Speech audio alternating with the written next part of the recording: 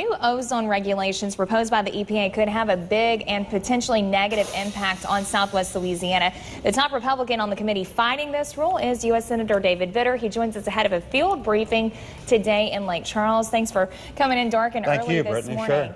A lot of questions about this as it's an exciting time in Southwest Louisiana talking about the economic boom that we're anticipating. Right. How would this EPA rule affect that? Well, it could really slow that down. This EPA rule threatens to put most of Louisiana, including this area, in what's called non-attainment. And if the rule happens, it's draft right now, they're proposing, and it's not final. If the rule happens and puts us in non-attainment, that basically puts the brakes on big industrial projects, highway projects, etc., unless a lot of activity happens to reduce ozone elsewhere. So it's a big potential brake on the economy with, as far as I can see, little to no positive health impact. So how are you trying to address this? Well, today we're having a field briefing of the committee right here in Lake Charles, and I'm being joined by Congressman Cassidy and Bustani. We're hearing from expert witnesses about the impacts right here in Southwest Louisiana to build that case and get that word out.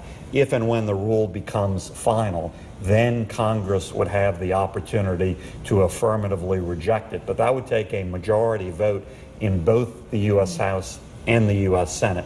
We would never have that right now in the Harry Reid Senate. Now, this fall's election could change that. Okay, got that. Well, when we're talking about air safety, air quality in Southwest Louisiana, we have so many different industrial businesses in this community. Is this an issue of safety that residents need to be concerned about? Would this EPA rule change that, or as we stand, we are safe? Yeah, I don't believe so. I think we have good, safe air quality right now. Everybody's in favor of air quality, health and safety regulations, and basic environmental regulations.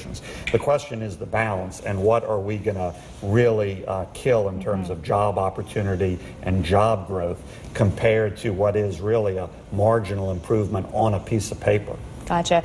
Well, at this point, y'all are on a summer break until September. One of the big issues that's still up in the air is immigration reform. Tell me, why has it been delayed so many times, and where will y'all pick up in September? Well, Brittany, it's been a problem for a long time, illegal immigration. Right now, I think it's really a crisis at the southern border, and I don't use that term lightly.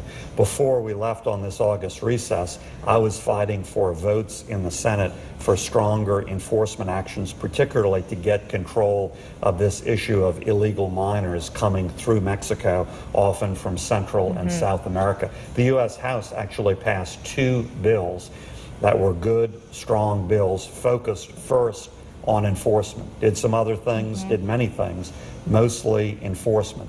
Harry Reid refused to take those up in the Senate. The only bill he would take up is a big spending bill that the president proposed that was actually rejected even in the Harry Reid Senate. And so I'm pushing for more votes starting with those 2 House bills. Okay, we will see where things pick up in September. And of course, our senators and representatives represent us. So if you want your voice to be heard, just reach out to the one that represents you and let them know where you stand on this legislation.